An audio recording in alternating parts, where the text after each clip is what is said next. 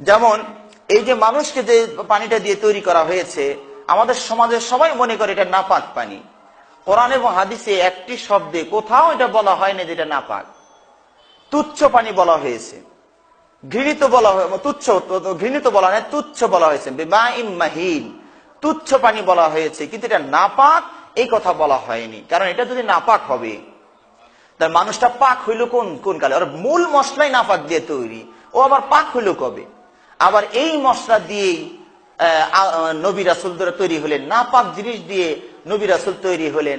তো একবার কোন এক সময় এক ছাত্র আমাকে প্রশ্ন করে বসলো, তাহলে কি নমরুদ ফিরাউনকে এই ভালো পানি দিয়ে তৈরি করলেন নাকি? তখন আমি আবার ব্রেন খারে বললাম, হ্যাঁ, তাকেও ভালো পানি দিয়ে তৈরি করা হয়েছিল। কারণ সূরা ৩ বলা হয়েছে, লাকাদ খালাকনাল ইনসানা ফি আহসানি তাকওয়িম, আমি মানুষকে উত্তম অবয়ব, সবকিছু মানে যে উত্তম অবয়ব, যেহেতু মাল মশলা তো সব উত্তম ছিল, কিন্তু তার আচরণে সুম্মা রাদাদনাহু আসফালা সাফিলিন, তার আচরণে কর্ম তাকে নিচে নামিয়ে দিয়েছে। কারণ ওর মশলাটাও আল্লাহ উন্নত মশলাই ব্যবহার করেছিলেন। তাহলে মশলাটা পুত পবিত্র। তো আমার এক ওস্তাদ শেখ আব্দুল মান্নান বিন হিদায়াতুল্লাহ ইন্তেকাল করেছেন, আল্লাহ যেন তাকে ক্ষমা করে জান্নাতবাসী করেন, আমিন। তিনি তার ওস্তাদের রেফারেন্সে বলছিলেন যে আমার ওস্তাদ এই হাদিসটা পড়ানোর সময় যখন বলে ফেলছেন যে এ পানি পাক হ্যায়, এ পানি পাক, তো এক ছাত্র তখন বলে ফেলছে তাহলে খান। তখন ওস্তাদ রেগে গিয়েছেন, রেগে গিয়ে মাথার টুপিটা খুলে ওর দিকে ঢেল মানে বলে এ পা খায়, এ খালো। এর টেবিল সামনে যে টেবিল ছিল ওটা ধাক্কা দিয়ে বলে এ পা খায়, ইসকো কভি খালো, এ মাটি ভি পা খায়, ইসকো ভি খালো। পাক হলেই খেতে হবে এটা তো কথা না, রুচি হলে খাবেন, না হলে না খাবেন। হ্যাঁ, তো পাক হলেই খেতে হবে এমন কথা নয়। আরেকটি কথা না বলেই পারছি না, যেমন আমরা বললাম যে মানুষ তৈরির মশলাটা পাক, হয়তো অনেকের মনে আবার প্রশ্ন থাকতে পারে, তাহলে গোসল করতে বললো কেন? ওটা বের হতে গোসল করা লাগে। তখন উত্তর হবে যে গোসল করাটা এটা ওর নাপাকির কারণে নয়। ওটা যদি নাপাকির কারণে হতো তাহলে যেটুকু লেগেছে ওইটুক ধোয়ার কথা হতো, পুরো শরীর ধোয়ার কথা এখানে আসতো না। কারো শরীরে যদি মল লেগে যায়, মানুষের মল লেগে যায়, তাহলে কি গোসল করতে হয়? শুধু ওইটুক ধুইলেই পাক হয়ে যাবে। হ্যাঁ, এই জন্য ওটাকে নাপাকের কারণে গোসল করতে বলা হয় নাই। এর কোন হাদিসে দেখবেন কি, হাদিসে এমনও আসছে, মা আয়েশা রাদিয়াল্লাহু তাআলা আনহা রাসূলের কাপড় হতে একটু চটিয়ে দিতেন, মাত্র একটু চটিয়ে দিতেন।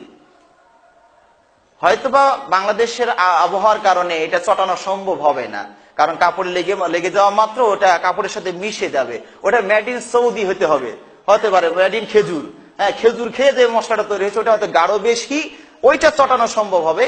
আর আমাদের ভাত মাছ খাওয়া এটা অত গাঢ় হবে না, কাপড়ের সাথে মিটে যাবে, এটা চটানো সম্ভব হবে না। তো এটা রাসূল কোন কোন হাদিসে আছে ধোয়ার কথা আছে, মা এসে একটু ধুয়ে দিতেন, ওই অংশটুকু ধোয়ার চিহ্নটা প্রকাশ পেত, ওইটা নিয়ে রাসূল সালাত করতেন। কাপড় তো একটাই। তাহলে বোঝা যাচ্ছে কি এটা নাপাকের কারণে ধোয়ার কোনো নির্দেশ নাই। মা এসে ধুয়ে দিয়েছেন, কখনো চটিয়ে দিয়েছেন, তাহলে বোঝা যাচ্ছে কি ধোয়ার কোনো নির্দেশ নাই। আবার যেটাকে মাজি বলা হয়, ওই জাতীয় কথা মনে পড়লে পানির কালারের যে ফোঁটা বেরিয়ে আসে সেইটাকে মাজি বলা হয়। এটা শরীয়তের বিষয়, একটু ভেঙ্গেই বলতে হয়, না হলে বোঝা মুশকিল হবে। ওইটা নাপাক, কারণ ওখানে ধোয়ার নির্দেশ এসেছে। ওটা যেখানে লাগবে, বিশেষ অঙ্গ অন্ডকোষ সব ধুয়ে নিতে হবে, যে জায়গায় লেগেছে ওটাও ধুয়ে নিতে হবে। বোঝা যদি না যায় তার কমপক্ষে পানিটা ছিটে দিতে হবে। তাহলে এইভাবে সেখানে পাক হওয়ার কথা বলা হয়েছে। কিন্তু এই বীর্যর যে নাপাক, এটার ব্যাপারে কোনো ধোয়ার নির্দেশ নাই।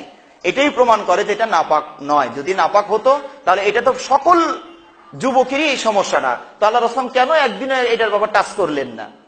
যেটা অহরহ মানুষের ঘটছে, তাহলে এটা কেন নির্দেশ করলেন না? নির্দেশ যেহেতু নাই, সুতরাং এটা পাক, এটাই প্রমাণিত হবে।